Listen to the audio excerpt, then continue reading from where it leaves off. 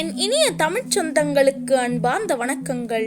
97 கோடி மக்கள் வாக்களிக்க போகும் உலகின் மிகப்பெரிய ஜனநாயக நாடு நம் இந்தியா. மக்களுக்காக மக்களால் தேர்ந்தெடுக்கப்படும் அரசே ஜனநாயக அரசு.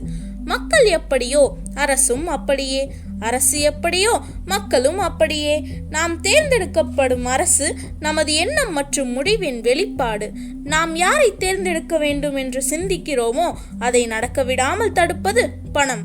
வெறும் 500,000 ரூபாய்க்கு ஆசைப்பட்டு 5 வருடம் ஏங்கி தவிப்பது மக்களுக்கு வாடிக்கையாகிவிட்டது.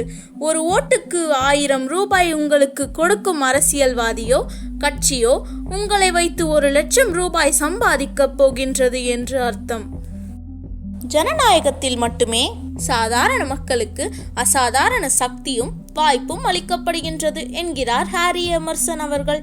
வாக்களிப்பதென்பது நமக்கும் மற்றவர்களுக்கும் இந்நாட்டிற்கும் இவ்வுலகிற்கும் நாம் அளிக்கும் பற்றுள்ள உறுதியான நம் எண்ணம் என்கிறார் ஷாரோன் சால்ஸ்பர்க். இப்படிப்பட்ட ஜனநாயக கடமையை ஆற்றும் நம்மிடம் விலை பேச கட்சிகள் தயாராக இருக்கலாம்.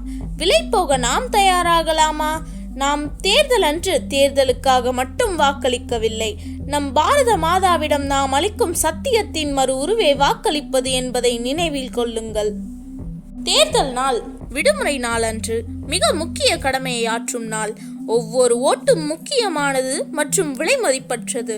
உங்களிடம் ஓட்டுக்கு பணம் கொடுக்க வருபவரிடம் சிரித்து கொண்டே பணம் வேண்டாம், ஆனால் ஓட்டு உங்களுக்கு தான் என பொய்யை கூறிவிட்டு நீங்கள் ஆராய்ந்து வைத்திருக்கும் ஒரு நல்ல நபருக்கு வாக்களியுங்கள். அதுவும் அமையவில்லை எனில் யாருக்கும் ஓட்டளிக்க விருப்பமில்லை எனும் நோட்டாவுக்கு போகட்டும் உங்கள் வாக்கு. எந்த தேர்தலிலும் யாருக்கும் என் வாக்கு விற்பனைக்கல்ல என உறுதிமொழி ஏற்று தவறாமல் வாக்களிப்போம் என வேண்டி கேட்டுக்கொண்டு விடைபெறுகிறேன்.